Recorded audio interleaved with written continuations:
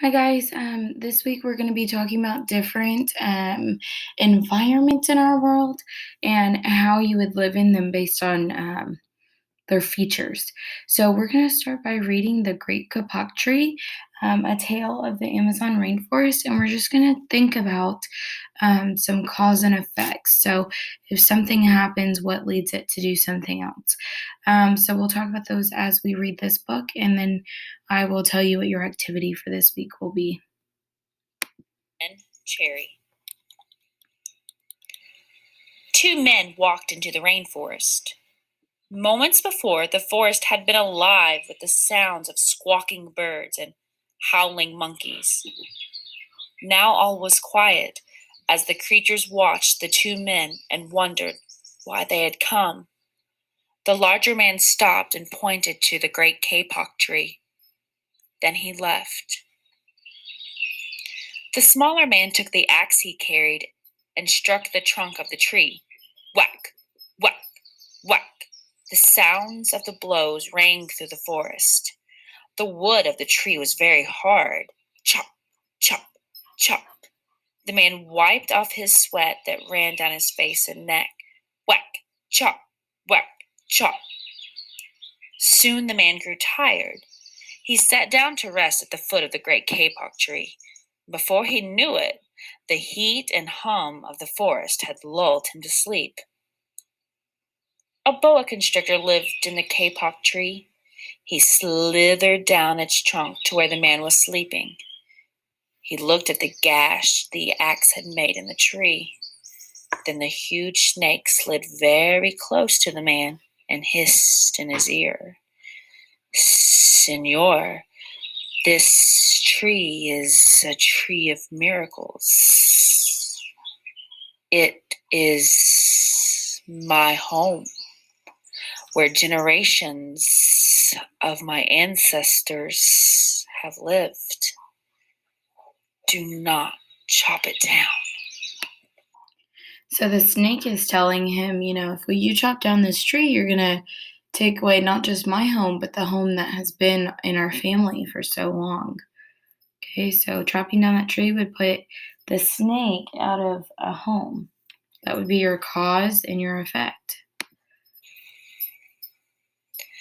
A bee buzzed in the sleeping man's ear. "Senor, my hive is in the kapok tree, and I fly from tree to tree and flower to flower collecting pollen. In this way, I pollinate the trees and flowers throughout the rainforest. You see, all living things depend on one another." A troop of monkeys scampered down from the canopy of the kapok tree. They chattered to the sleeping man. "Senor, we have seen the ways of man. You chop down one tree, then come back for another and another. The roots of these great trees will wither and die, and there will be nothing left to hold the earth in place." So the monkeys are telling him, if you cut down this tree, that would be the cause. Then that would affect the monkeys because they wouldn't have anywhere to swing from.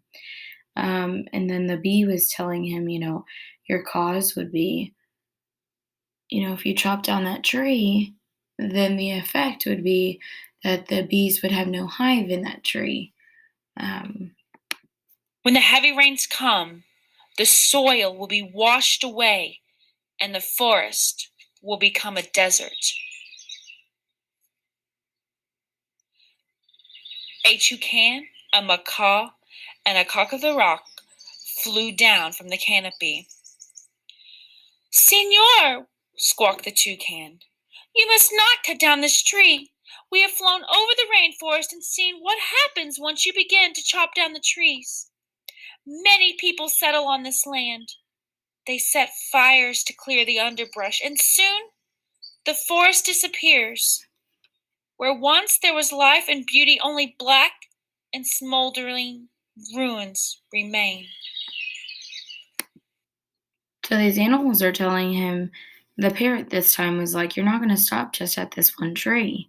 And if they move in, the humans, the cause is if they move in, that's going to affect all the rainforest life to die. and that the humans might even cause a fire to kill them.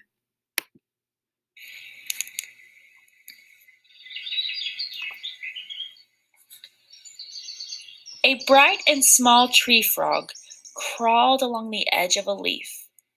In a squeaky voice, he piped in the man's ear. "Senor, a ruined rainforest means ruined lives, many ruined lives. You will leave many of us homeless if you chop down this great kapok tree." A jaguar had been sleeping along a branch in the middle of the tree. Because his spotted coat blended into the dappled light and the shadows of the understory, no one had noticed him. Now he leapt down and padded silently over to the sleeping man. He growled in his ear, "Senor, the kapok tree is home to many birds and animals. If you cut it down, where will I find my dinner?" 4 tree porcupines swung down from the branch to branch and whispered to the man, "Senor, do you know what we animals and humans need in order to live? Oxygen. And senor, do you know what trees produce? Oxygen. If you cut down the forest, you will destroy that which gives us all life." Several anteaters climbed down the kapok tree with their young clinging to their backs. The unstriped anteater said to the sleeping man, "Senor, you are chopping down this tree with no thought for the future. And surely you know that what happens tomorrow depends upon what you do today. The big man tells you to chop down a beautiful tree. He does not think of his own children, who tomorrow must live in a world without trees." So all of these animals are telling him, if you chop down this one tree, it's not going to stop you from chopping down multiple trees. And if you chop down these trees, we're not going to have oxygen. We're not going to have a place to live. Rainforest won't be there anymore.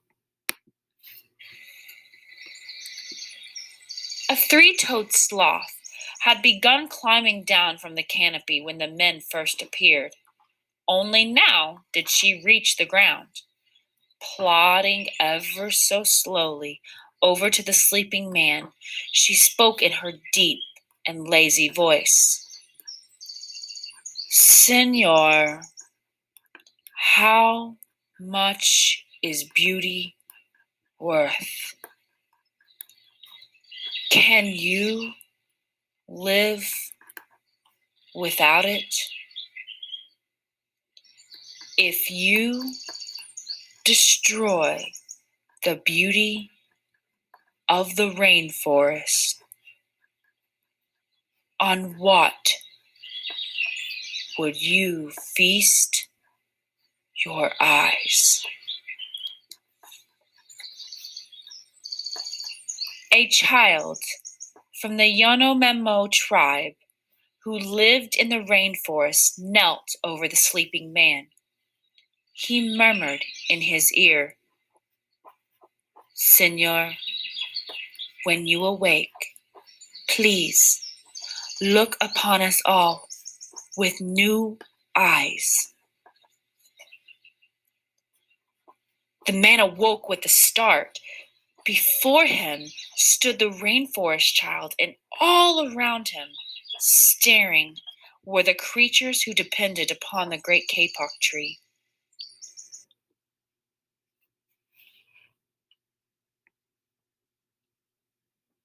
What wondrous and rare animals they were.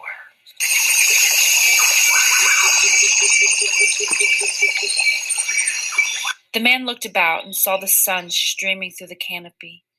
Spots of bright light glowed like jewels amidst the dark green forest. Strange and beautiful plants seemed to dangle in the air, suspended from the great kapok tree. The man smelled the fragrant perfume of their flowers. He felt the steamy mist rising from the forest floor, but he heard no sound, for the creatures were strangely silent. The man stood and picked up his axe. He swung back his arm as though to strike the tree. Suddenly, he stopped. He turned, looked at the animals and the child. He hesitated, then dropped the axe and walked out. Of the rainforest. I want you to think for a second. Why do you think he stopped cutting down that tree?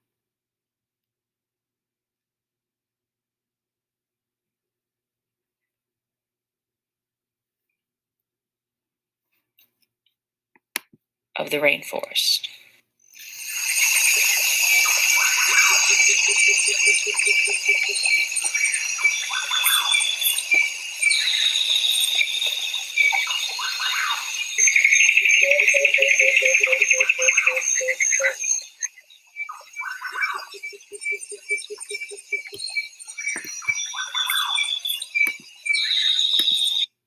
All right, so this book really is great for us to realize where, some of the things that we cause and what their effects would be. Something so simple as cutting down one tree in the rainforest, and look at all the different ways it would have affected the animals that live there, or even the tribe or humans that live there or were going to live there. Okay, so I want you to think about that because for social studies this week, we are going to think about the four different major environments. So, your plains, your mountains, your wetlands, and your deserts. And I want you to think about, um, you know, if you lived if you lived in that environment, what would it look like? Because us living in a plain or a desert might look different than us living in the mountains or in the wetlands like a rainforest. Okay, so this sheet is actually on your canvas, and we're gonna go. We can treat this kind of like grammar and word study where you do a piece each day. So if you wanted to stop the video here because we finished watching that read aloud, you could do that and then come back Tuesday for plains, Wednesday for mountains, Thursday for wetlands, and Friday for deserts. You could do it that way so that this video, one, isn't too long, and two, so it's not that much, it's not so overwhelming with information. Okay, so if you want to choose to stop the video here and then come back and do start the activity on another one, you can pause it here.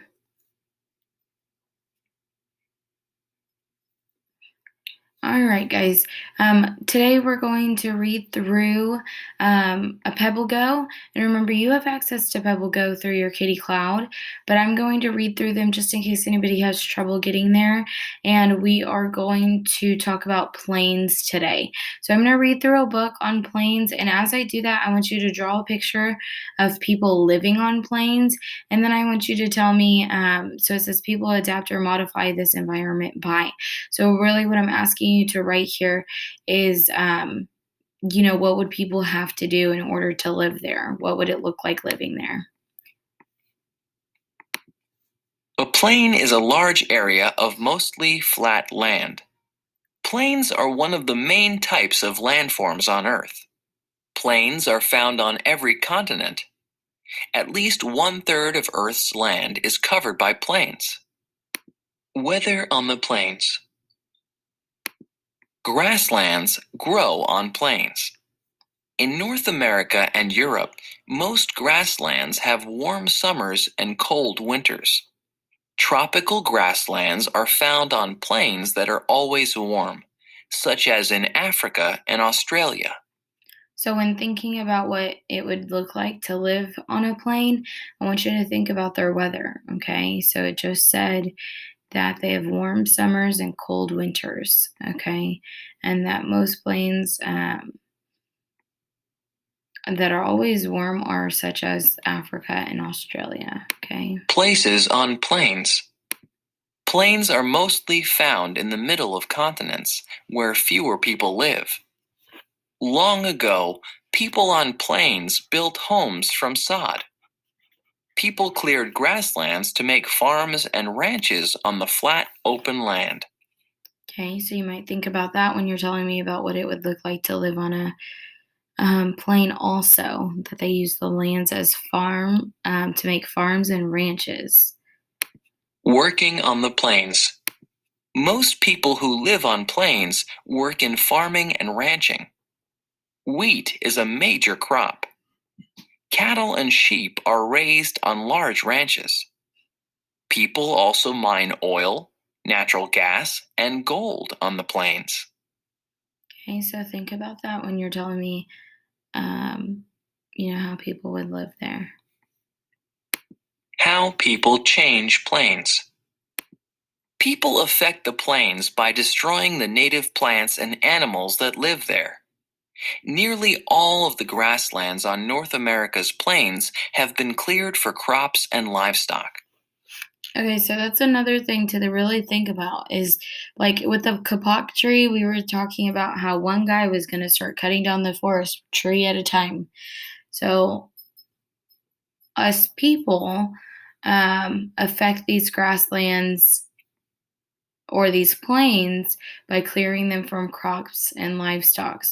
Okay, so I want you to think about something that we read today on plains for you to draw a picture and then also tell me something about what it would look like living on plains or how us as people affect those plains, the environment of the plains. Okay, so again, if you're taking it day by day, you can pause the video here and come back to read about mountains tomorrow.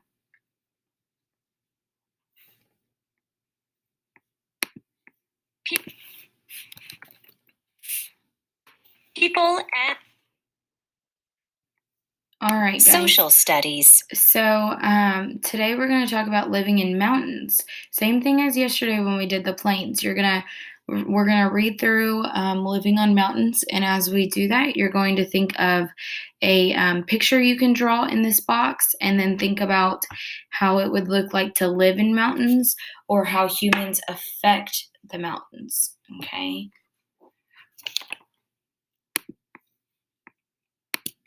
Mountains are points of land that are higher than 1,000 feet, 305 meters. Mountains are found on every continent. Most mountains are grouped in mountain ranges. Many people live in these ranges. Weather in the mountains. As you travel up a mountain, temperatures drop. Winds blow stronger. At the very top of mountains, snow never melts. Heavy rain and snow causes avalanches and landslides. People and their homes can be buried. Places in mountains. Mountain towns often are home to ski resorts. People also come to mountains to hike on trails. Other people climb high mountains. Mines are dug in mountains. People take metals and minerals from these mines. Okay, so when thinking about how people live there, you might think about like their jobs being mining or digging, digging through the mountains, and you might also think about the weather. It sounds like it's pretty cold there. Working in mountains. Many people living in mountains make money from tourism. Other people farm on mountain slopes. Soil erodes on steep slopes. Farmers keep crops in place by planting them on terraces.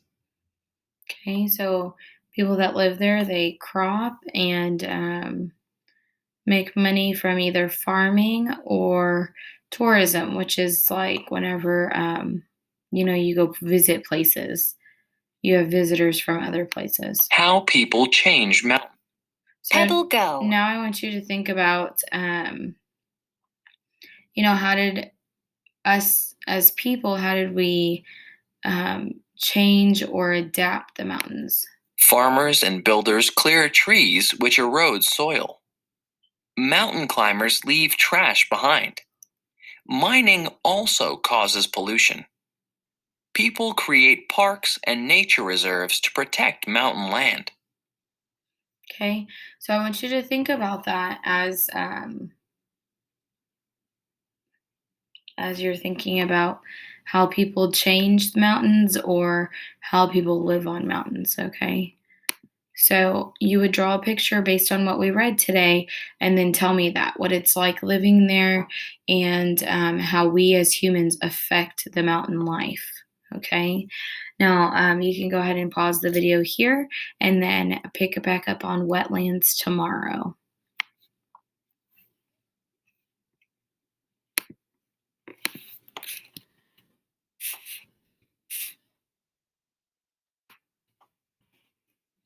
Earth science. All right, so today we're going to talk about wetlands.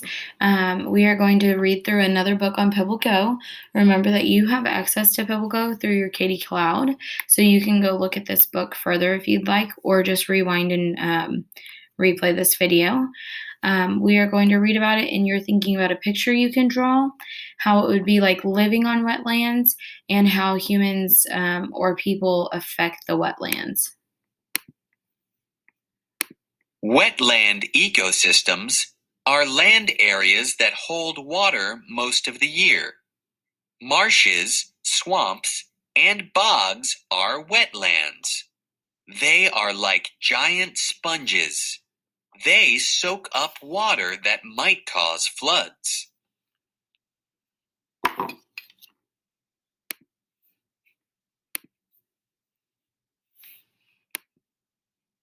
Okay, wetlands are mostly found in low areas. Often, wetlands are near streams and lakes. They are found on every continent except Antarctica.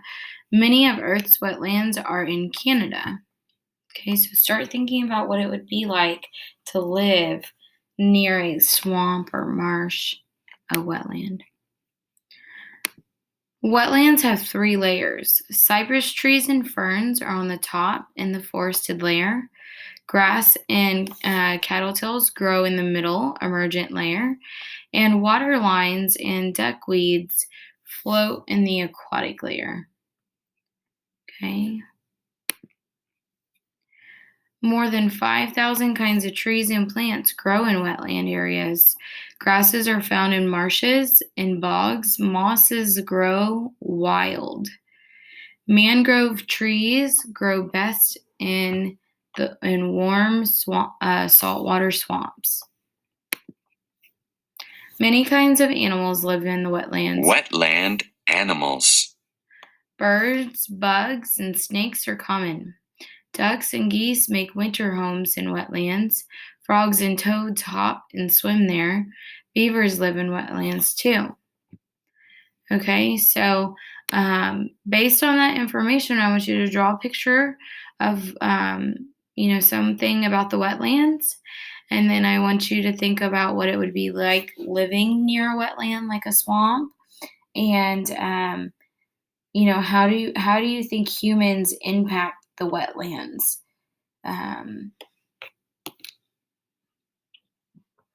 Okay, you can pause the video after this one today and then come back and do deserts tomorrow.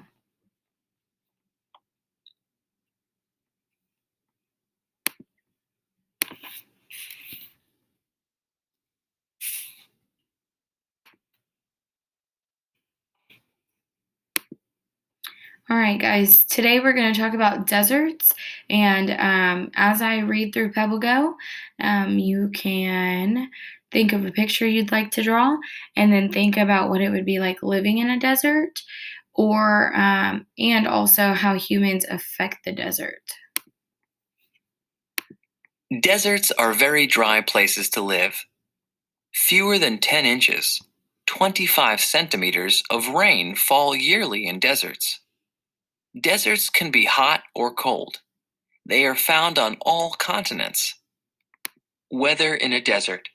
So I want you to think about what it would be like to have little to no rain every year and how hot it might be as you're thinking about living in the desert. Hot, sunny deserts can reach 120 degrees Fahrenheit, 49 degrees Celsius. Loose, light clothing protects people from the heat and sun. When visiting Antarctica's cold desert, people wear layers of warm clothing.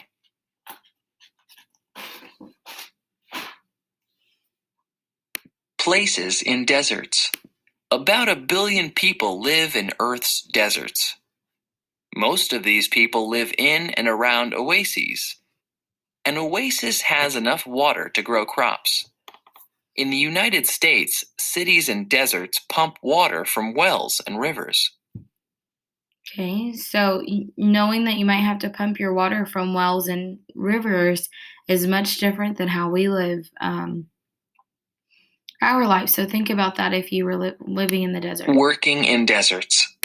In hot desert cities, people work in buildings with air conditioning. People might also work in desert oil fields and mines. Nomads move from place to place to find water for themselves and their livestock. People and the environment. How people change deserts. Deserts are growing larger in many places. People cut down trees near deserts. Livestock graze on plants. Plants hold soil in place. Without them, soil is blown away by wind. Then the land becomes desert. All right, so I want you to think about what it would be Social studies. A great picture to draw for deserts, and then also what could you tell me about what could you tell me about living in deserts and how humans affect deserts. Okay, guys, once you're done filling out deserts, I'd like you to take a picture of this sheet and upload it onto Canvas. This is your grade for social studies this week. If you have any questions, please come join me live and let me know if you need anything. Thanks, guys. Have a great day.